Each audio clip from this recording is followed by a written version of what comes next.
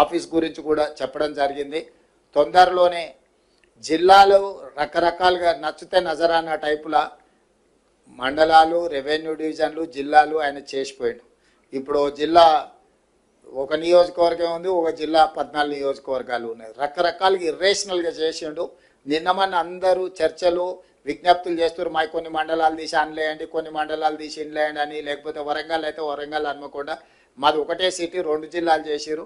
మొత్తం మా ఉనికే మనుగడనే పోయింది, దాన్ని మొత్తం కలిపి ఒకటే జిల్లా చేయండి అని ఇట్లా రకరకాల డిమాండ్లు వస్తున్నాయి. మళ్ళీ పొలిటికల్ డెసిషన్స్ తీసుకుంటే న్యాయం జరగదు, సరైన విధంగా విభజన జరగదు.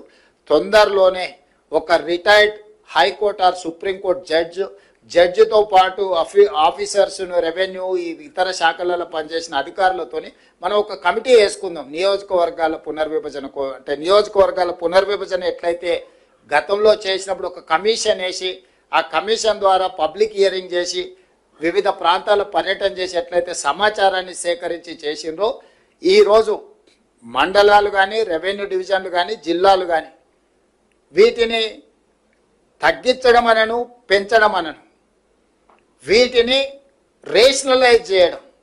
అంటే వీటిని ఏ రకంగా చేయాలా, జిల్లాల మండలంలో ఎంత జనాభా ఉండాలి, రెవెన్యూ డివిజన్లో ఎంత జనాభా ఉండాలి, జిల్లాలో ఎంత జనాభా ఉండాలి అనేది ఒక ప్రాతిపదిక చేసుకోవాలి. ఒక దగ్గర 3 లక్షలు ఉండి ఒక దగ్గర 1 కోటి ఉండరు అనుకో, దీన్ని ఏ రకంగా మనము పరిపాలన చేయగలుగుతాం? ఇట్లాంటి సమస్యలు మా దృష్టికి వచ్చినాయి. తొందరలోనే దీనికి సంబంధించి రేపు బడ్జెట్ సమావేశాలలో పూర్తి స్థాయిలో చర్చ చేస్తాము. చేసి ఒక retired high court or supreme court judge నేతృత్వంలో ఒక కమిషన్ అపాయింట్ చేస్తాం. ఒక 6 నెలల్లో అన్ని ప్రాంతాలు పర్యటన చేసి ప్రజల డిమాండ్స్ తీసుకొని ఫస్ట్ మండలాలు రేషనలైజ్ కావాలి. ఇవాళ ఒక మండలం 1,50,000 జనాభా ఉంటే ఒక మండలం 4,000, 3-4 గ్రామాలు కలిసి కూడా మండలం చేసిపోయారు గతంలో. ఓ లీడర్ నచ్చితే ఆ లీడర్ ఊరినే దాని చుట్టూతో 2 ఎంపీటీసీలు కలిపి 3 కలిపి ఒక మండలం చేసింది. నేను అంతకుముందు ఎంపీగా ఉంటే మల్కాజ్గిరి పార్లమెంట్లో జిల్లా పరిషత్ మీటింగ్కి పోయి కూర్చున్నాం. అందరు కూర్చుని కింద చూస్తే ఎవరు లేరు. నేను సీఈఓని అడిగిన, మీటింగ్ స్టార్ట్ చేయాలి కదా, జడ్పీ జిల్లా పరిషత్ వీళ్ళంతా ఎక్కడ ఉన్నారని. వచ్చారు కదా సార్, అందరు వచ్చారు, స్టార్ట్. అందరు ఏడు ఉన్నారా అంటే ఒక ఆయన చైర్మన్, ఇంకొక ఆయన వైస్ చైర్మన్, ఇంకొక ఆయన ప్రతిపక్ష నాయకుడు, అందరు ఇక్కడనే ఉండరు. 5 మంది కలిపి జిల్లా పరిషత్. 5లో ఒక ఆయన నేను వస్తలేనని చెప్పి మిగతా 4 వచ్చి నా పక్కల్ని ఇటు కూర్చురు. కింద ముందలు ఎవరు లేరు, ఎవరి దిక్కు చూసి మాట్లాడాలి. అది కూడా ఒక జిల్లా పరిషత్ కింద చేసారు. సో ఇట్లాంటి తప్పుల వల్ల పరిపాలన ఒక నమ్మకం లేని పరిస్థితులు వచ్చినాయి. అందుకే ఈ మధ్యలో డిమాండ్ చేసే వాళ్ళందరికీ నేను విజ్ఞప్తి చేస్తున్నా. మిత్రులు కొంతమంది అది అట్లా చేసారు, ఇది ఇట్లా చేసారు. అయ్యా, హైదరాబాద్ పేరు నేను పెట్టింది కాదు, మేడ్చల్ మల్కాజ్గిరి పేరు నేను పెట్టింది కాదు, సైబరాబాదు నేను పెట్టింది కాదు. ఈ 3 పేర్లు కాదు. ఇప్పుడు నిన్న వచ్చిన మున్సిపల్ పోలీస్ కమిషనరేట్లు వచ్చినాయి. రంగారెడ్డి జిల్లా యాస్టీజ్ అంతకుముందే ఉంది, భువనగిరి అంతకుముందే ఉంది, సంగారెడ్డి అంతకుముందే ఉంది. వాటినే పోలీస్ కమిషనరేట్లు, ఏరియాలు, సరిహద్దులు అడ్జస్ట్మెంట్ చేసినాం. క్రైము, డెవలప్మెంటు, వీటన్నిటిని ఒక దృష్టిలో పెట్టుకొని ఉతగానే సికింద్రాబాద్ మీద కక్ష కట్టి సికింద్రాబాద్ను మొత్తం మాయం చేస్తున్నాను. అసలు సికింద్రాబాద్ పేరు ఉన్నదేడా, నేను తీసిందేడా? హైదరాబాద్, సికింద్రాబాద్ జంట నగరాలు హైదరాబాద్ మున్సిపల్ కార్పొరేషన్లో, గ్రేటర్ హైదరాబాద్ మున్సిపల్ కార్పొరేషన్లో యాస్టీస్గా ఉన్నాయి. హైదరాబాద్ డిస్టిక్లోనే సికింద్రాబాద్ ప్రాంతం కూడా ఉంది. నేనేం దాన్ని ముట్టుకోలేదు కదా. గ్రేటర్ హైదరాబాద్ మున్సిపల్ కార్పొరేషన్ అట్లనే యాస్టీస్గా ఉంది. మేడ్చల్ మల్కాజ్గిరి గతంలోనే జిల్లా పెట్టారు, అదే పేరు అట్లనే ఉంది.